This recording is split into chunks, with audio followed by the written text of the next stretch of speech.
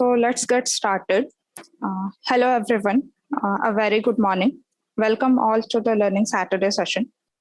So the points and contexts that we are going to cover today is the very first and foremost question, that is, what are micro frontends? Then, what are the need of micro frontends? Then the architecture of micro frontends, the benefits of choosing micro frontends, and after that, the comparison, the basic comparison, that is the traditional approach that we are using versus micro frontends. Then coming to the implementation of micro frontends in Angular. And the last but not the least, the compatible versions of Angular for micro frontends, live example of applications using micro frontends with the demo implementation part. So let's move on to the next slide. Uh, so after hearing the term micro frontends, the first and foremost question arises in our mind is, what are micro frontends? Okay. So micro frontends are small applications, mostly divided by subdomain or functionality, working together to deliver a large application. Micro frontend architecture consists of small applications which can be maintained and work independently.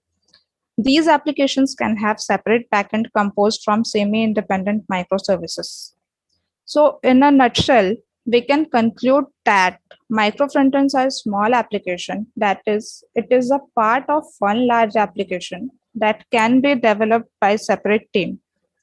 It is very similar to microservices that we use in backend. So basically, micro frontends are extending the microservices idea to front-end development. So let's move on to the next slides. What are the need of micro frontends? Why we need micro frontends? So the first point that we have covered here is independent implementation.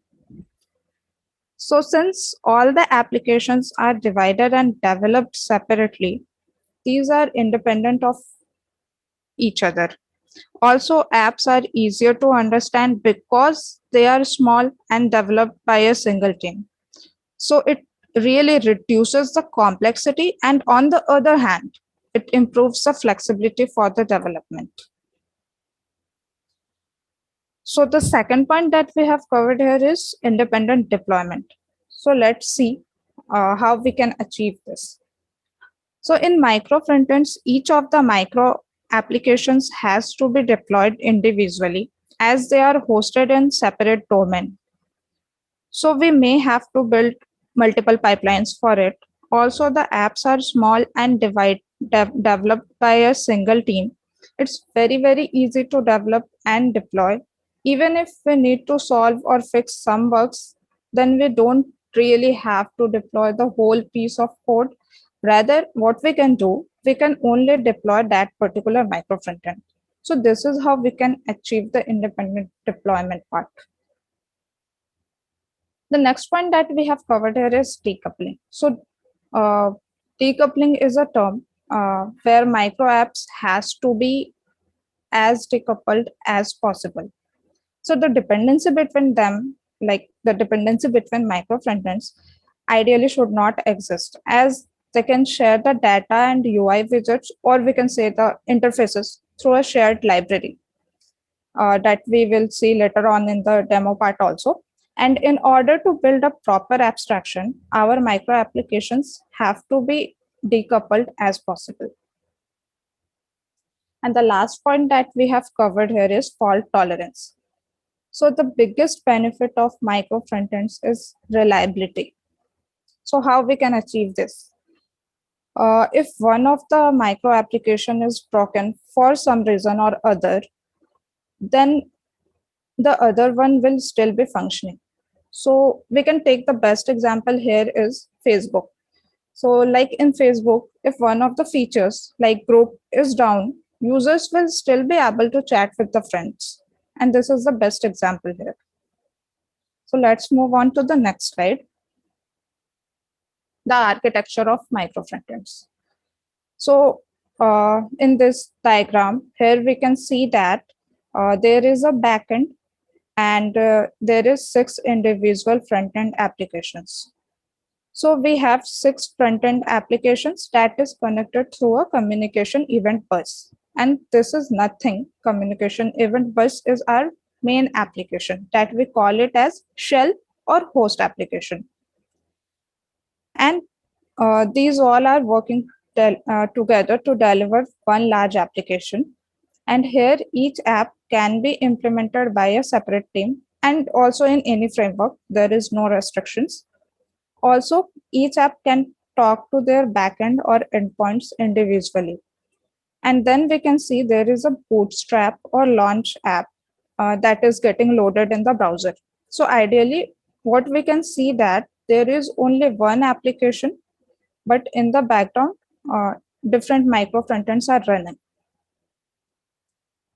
So let's see an example, as it is tough to understand through a high level diagram. Here's we are having one more example. So what we can see here is there is one e-commerce applications which has 3 features: the product feature, the payment feature, and the chatbot feature. And all these 3 features have a separate micro frontends, and they are independent of each other. And also they are connected through their respective microservices. So if like any issue arises, let's say at chat feature, there is some issue arised or some bugs, it won't really affect the other 2 micro frontends that are the product and payment. So also it would be easier to deploy the particular micro frontend that has an issue, and it won't hamper the other piece of code that are functioning. So now let's move on to the other side. So what are the benefits of choosing micro frontends? So the first point that we have covered here is scalability. So how we can achieve scalability? So breaking an application into small individual front-end components, it makes it easy to distribute the application across multiple servers or instances. And this is how micro frontends provide a scalable architecture. So the next point that we have covered here is maintainability. Okay. So micro frontend allows individual components to be easily replaced or updated as needed. And we have already seen in the diagram also, and which really improves the overall efficiency as well as maintainability. So the next is faster development and troubleshooting. So each front-end component can be developed and tested independently, which speeds up the overall process and makes it easier to isolate or fix any of the issues that may arise. The next is autonomy. So multiple teams can work on separate components of a micro frontend simultaneously. And this is how micro frontend grants the developers more autonomy. The next is independent stacks and versions. So as we have already discussed that there is no such limitation of micro frontends to stick to only one stack, like tech stack. And developers or the particular team are open to choose their tech stack to work on their preferred versions. So the last point is that we can change the architecture easily without touching the old one. As we have already discussed that each front end can be developed and also tested independently, and it is flexible to change the architecture without touching the old piece of code. So let's move on to the other slide. That is, this is a basic comparison like between traditional approach versus micro frontends. So let's cover all these one by one. So in traditional approach, there is one large application that contains the entire functionality and code, but rather in micro frontend, it clubs multiple small applications into a single application. So there will definitely be one large application in micro frontends also, but in the background there would be different micro frontends that would run together. So the second point is single application is maintained with submodules in traditional approach.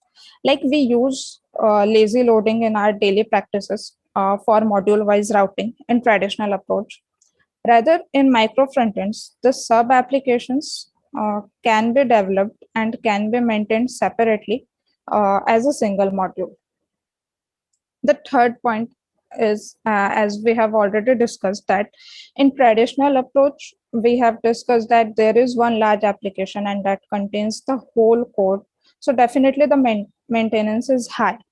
But rather in micro frontends, the functionalities are divided into small applications. And on that note, the maintenance is low and it is quite easier to maintain. So coming to the fourth point, if we change some piece of code by going through the traditional approach, it may hamper the other feature or functionality. Rather, in micro frontend, uh, changes in code won't harm the functionality because of different micro frontends running separately, or we can say that they are independent of one another. So this is the basic comparison. Moving on to the next slide, we can see the comparison on architectural level. So what we can see here in the first diagram, this is the diagram of monolith approach, that is the traditional approach, and the second diagram is of micro frontends. So in monolith approach, we can see that there are four components: the component one, component two, component three, and component four, and then the continuous implementation and continuous deployment part. And then we have one large application in production. But uh, in micro frontends, we have the components as component one, component two, and component three, but it is referred as different micro frontends. That is micro frontend one, micro frontend two, and micro frontend three. Then there are different CI/CDs for each of the micro frontends, and then there is a production application. Now moving on to the next, implementing micro frontend in Angular. So now I would like Devashri to continue with the further slides.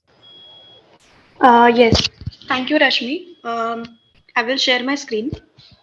Yeah. My screen is visible, right? Yes. Okay. So thank you, Rashmi, for the detailed explanation. So let's move towards the implementation of micro frontend in Angular. So like moving towards the implementation, before moving towards the implementation, we must know the concept of Webpack and model federation. So Webpack is a popular bundle or a tool for bundling the application source code in a convenient chunks and for loading the code from the server to the browser. So basically, the code which is the or the non-JavaScript files such as TypeScript or Sass files, so that are not understood by the browser, so that files cannot be loaded into the browser.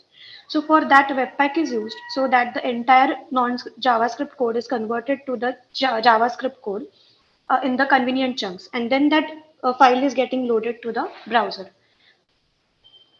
Then model federation. So a model federation is something that is the extension or plugin that is added to the Webpack, which allows the micro frontends to load runtime. So basically, the conversion is happened with the conversion is happened like the source code is converted to the JavaScript code.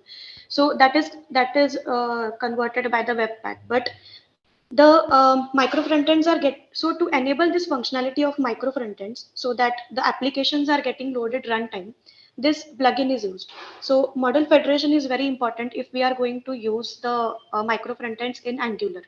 We need to install this plugin. So to install this plugin, we need to hit the command that is npm install @angular architects / model federation.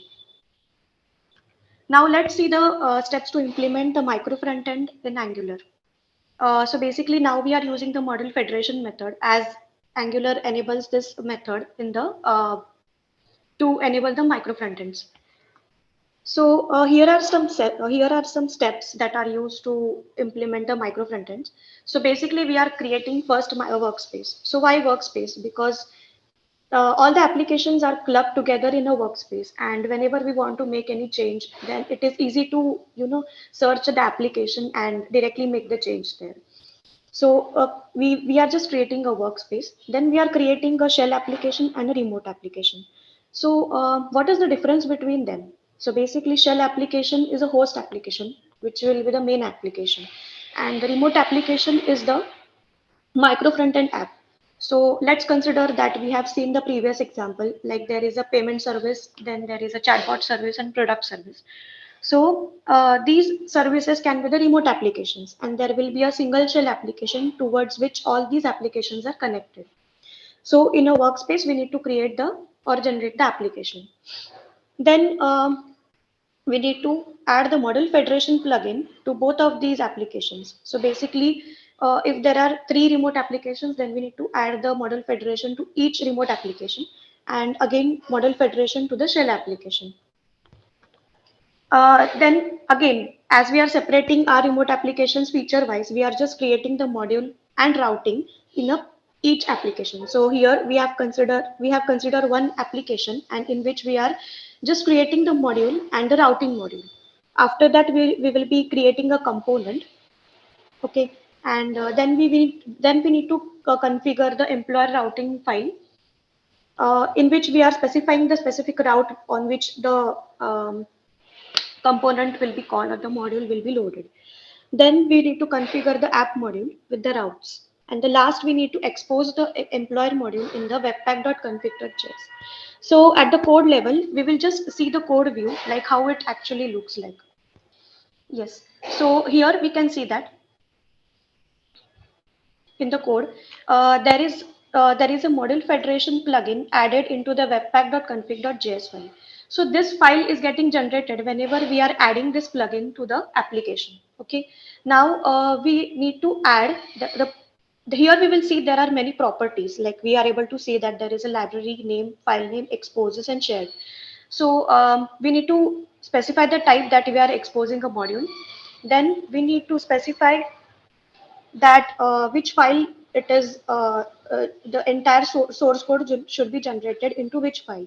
So we are giving this file as a remote entry.js file name, and we are exposing a module that is employer module. So basically, exposing the module is something that we are exporting the module or exporting the component. It is same as exporting the component from one component for one from one module to the another module. So if we are exposing some module, then we are able to use that in the shell application. Okay. So these are the shared modules that we are calling or sharing, so that every time we are not calling the same modules into the shell application. Uh, yes. So now we will just move ahead with the further steps. Then we need to adjust and configure the remotes in the webpack.config.js. Um, Then we need to load the micro frontend lazily with the route activated and adapt the app.component.html file to have the router outlet and router link. So let's see the code differences between the monolith architecture and with the micro frontend architecture. So basically, if we see, this is the monolith architecture where we are calling the modules on specific load, and on the specific route, when the specific route is getting activated. And here we can see that we are calling the entire application, okay, whenever the path is getting activated. So this is the basic difference, that on the route activation, we are calling the entire application. So this is the request URL which we are calling whenever the micro frontend path will be activated. This request URL will be hit. Okay. And the entire on the runtime, the entire source code will be converted into the chunks, that is the JavaScript file. So this port that is 4201 and 4202, these are the specified ports that are we are specifying for the each application when the application is being created and we are adding the model federation. So at that time it asks for the port to be added, and at that time we are specifying the port. So here we are, we have exposed the employer module from the webpack.config.js of the specific remote application. And here we are exposing or using that module directly. So if we try to expose employer module and call the login module here, then it won't work. So the module which is exposed needs to be used here.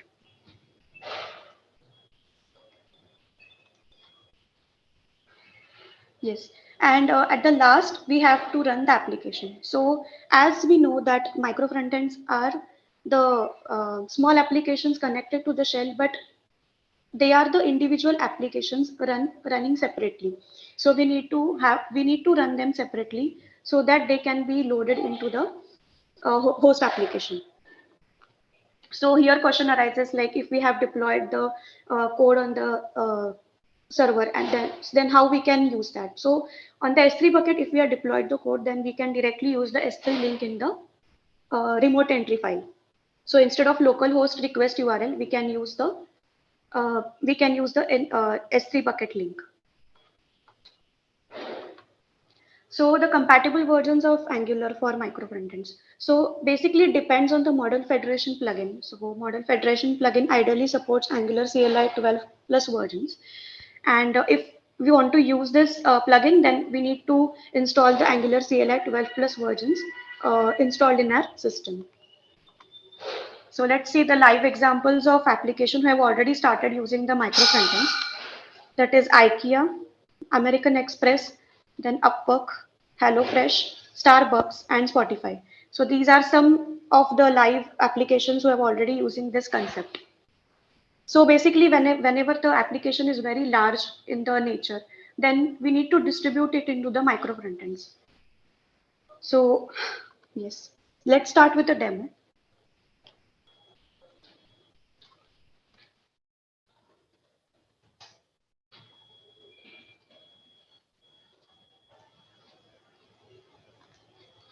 Okay, so now I'm calling this like particular application. Okay, and here we can see that there are two route links, that is micro frontends and Angular. So basically, when I click on micro frontends, you can see that in the network tab, the request URL is localhost 4201 remote entry.js.